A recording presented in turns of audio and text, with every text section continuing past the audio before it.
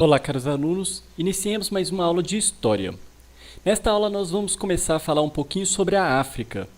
Quando a gente fala sobre a África, a gente tende sempre a lembrar dos países que sofrem com a fome, com a seca, a gente tende a lembrar das florestas, né? Mas o que é realmente a África? Esse continente que muitas pessoas pensam que é o único país.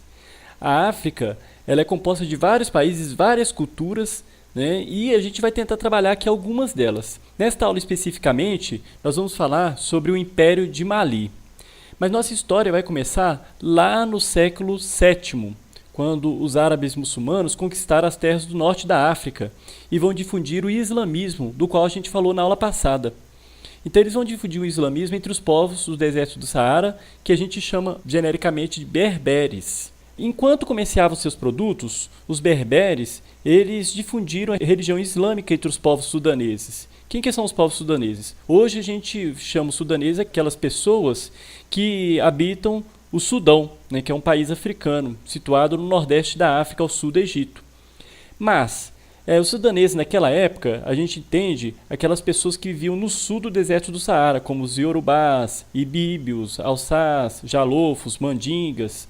E esses sudaneses tinham uma longa tradição comercial e também efetuavam trocas constantes entre si. Alguns pontos de trocas comerciais intensas deram origem a cidades prósperas.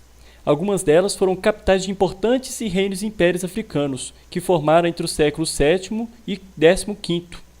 Um dos mais extensos e duradouros foi o de Mali, o Império de Mali, que é um estado africano localizado no nordeste da África, perto do rio Níger, e que teve seu domínio durante os séculos XIII ou século XIV. Foi um império dentre 3 consecutivos que dominaram a região, e dentre eles, o Império de Mali foi o mais extenso territorialmente. Segundo a tradição oral, o início do século XIII, na África Ocidental, os povos de etnia Mandinga, liderados pelo príncipe Sundiata Keita, se expandiram a leste e a oeste e conquistaram as terras e gentes, e assim constituíram esse império.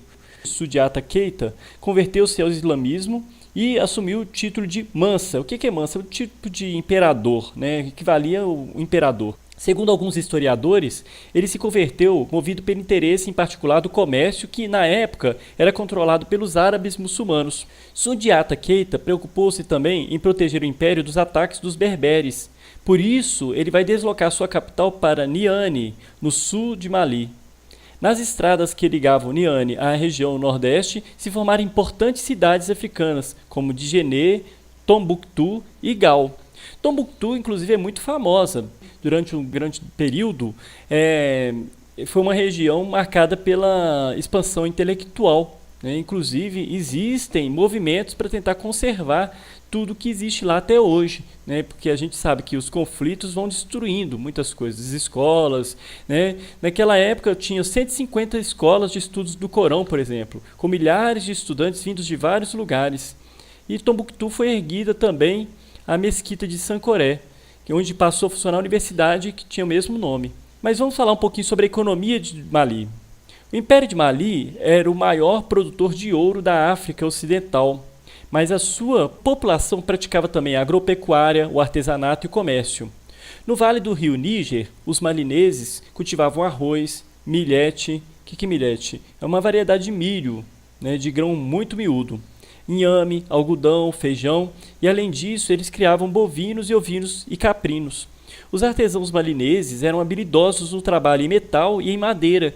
Os mercadores malineses eram conhecidos como wangara. Comercializavam sobretudo ouro, cobre, sal e noz de cola. Noz de cola era um produto da floresta muito valorizado entre as sociedades muçulmanas. No Mali, o cobre era muito apreciado e o sal quase tão valioso quanto o ouro. Na África Ocidental, os malineses são conhecidos até hoje como bons comerciantes. O Império de Mali controlou uma área imensa, chegou a ter cerca de 45 milhões de habitantes e durou 230 anos. E como é que a gente explica essa longa duração do Império de Mali? Existe um historiador que vai falar características, né? O José Rivair de Macedo.